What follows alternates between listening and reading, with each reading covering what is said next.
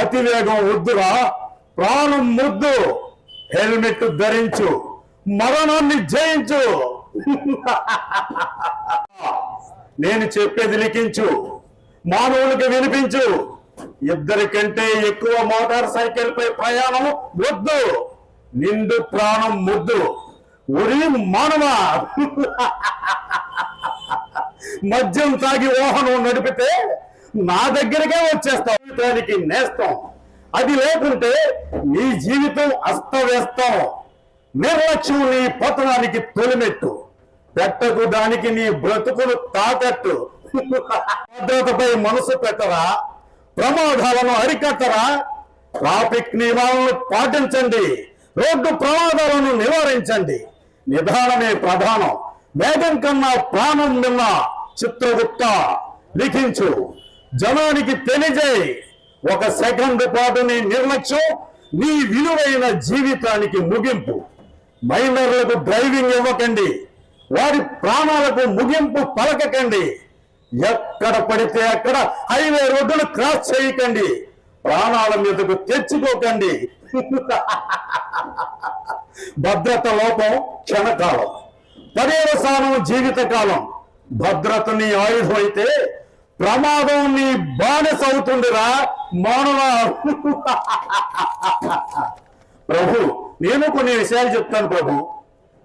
Helmet పెట్టుకో, నా చట్టాలోంచి తప్పుకో, స్పీడ్గా వెళ్ళకు, నా దృష్టిలో పడకు.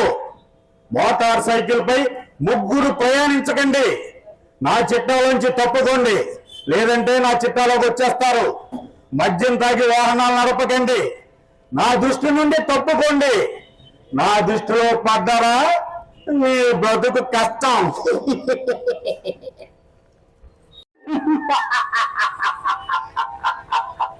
అతివేగం వద్దురా, ప్రాణం ముక్కు. హెల్మెట్ ధరించు, మరణాన్ని జయించు.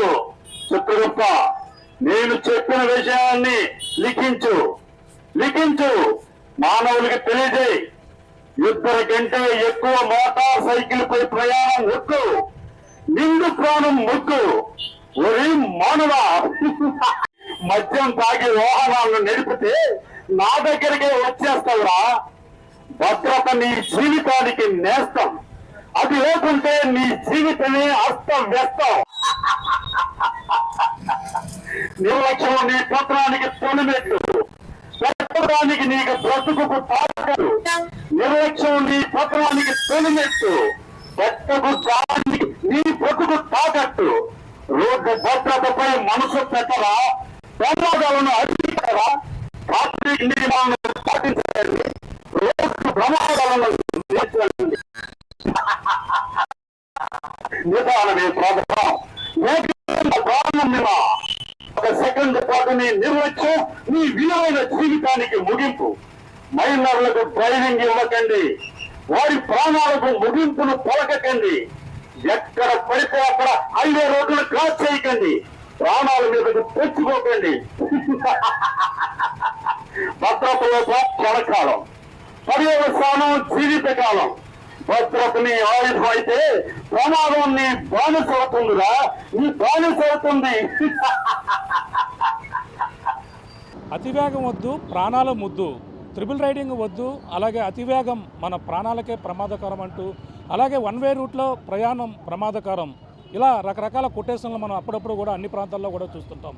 కానీ ఎవరు కూడా పాటించిన పరిస్థితులు కూడా ఉంటుంటాయి, దానికి తగ్గ పరిణామాలు కూడా జరుగుతుంటాయి.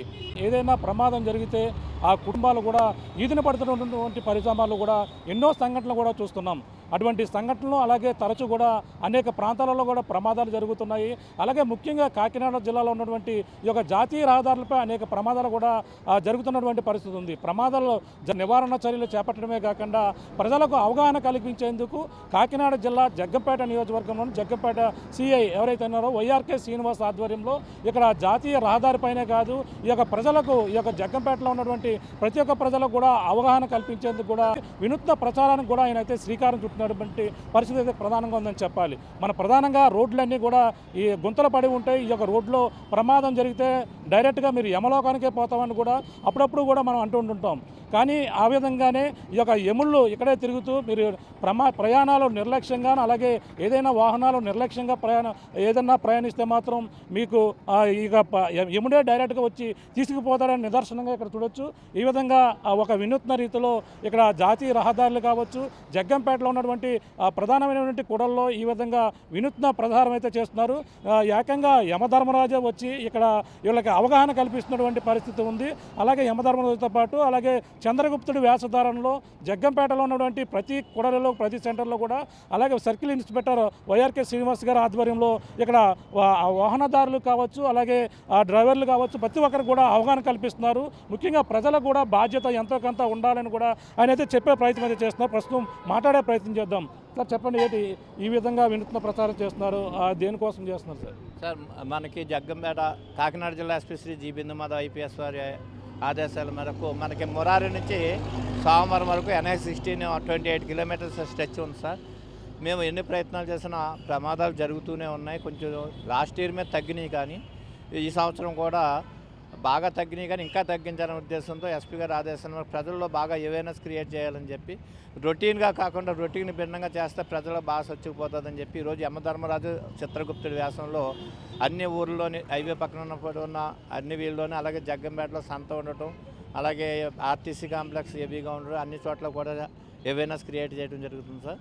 ప్రతి పౌరుడు రోడ్డు ప్రమాదాల నివారణకి ప్రజలందరూ సహకరించాలి. డ్రైవర్లు ప్రజలు నిర్లక్ష్యం వేయకపోతే అనేక కుటుంబాలు పోషించే వ్యక్తిని కోల్పోవటం, అదేవిధంగా కాళ్ళు, చేతులు, అదేవిధంగా వెన్నుపూస లాంటి అవయవాలను కోల్పోవడం జరుగుతుంది. కాబట్టి 26లో మన రోడ్డు ప్రమాదాలను మ్యాక్సిమం తగ్గించాలని మా ఎస్పీ గారి ఆదేశాల మేరకు అవేర్నెస్ క్యాంపెయిన్ ఇంకా వినూత్నంగా చేయాలని డిసైడ్ అయ్యి చేస్తున్నాం సార్. ముఖ్యంగా మనకి ఈ యొక్క మీరు ఎప్పటికప్పుడు ప్రచారాలు చేస్తున్నారు. హెల్మెట్ లేని ప్రయాణం ప్రమాదకరం అని చెప్తుంటారు, అలాగే అతివేగం కూడా ప్రమాదకరం కూడా చెప్తుంటారు, కానీ ఎవరు కూడా పాటించే పరిస్థితులు ఉన్నాయి. ఇప్పుడు ఈ విధంగా చేస్తే ప్రజలకి మరి అవగాహన కల్పిస్తుంది అంటారా? అంటే సార్ కనీసం మనం అలర్ట్ చేసినప్పుడు జనరల్గా ఒక యాక్సిడెంట్ చూసినప్పుడు మనం అనుకుంటాం అయ్యో మనం జాగ్రత్తగా వెళ్ళాలని, తర్వాత మళ్ళీ మర్చిపోతుంటాం.